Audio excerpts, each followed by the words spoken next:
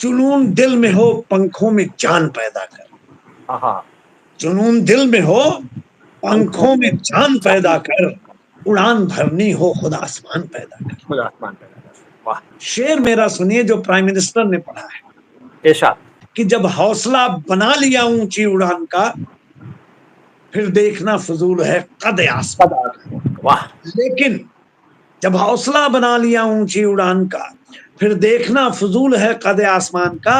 और आखिरी शेर सुना देता हूं, सांस लेते देखता हूं गुल को जब खारों के बीच, अब तो मैं भी शान से सोता हूं तलवारों के बीच। वाह वाह, और क्या सच का इलाज भी देखें कि रहजनों को मात देकर तो चला आया, मगर लुट रहा हूं जब से पहुंचा हूं मददगारों के बीच। बहुत खूब सर, बहुत खूब, बहुत खूब। वैसे उर्दू शायरी में गजल कहने में पहले तो गजल का बुनियादी है कि उसमें मतला हो, उसने मतला हो, शेर हो कम से कम 4 और मक्ता हो।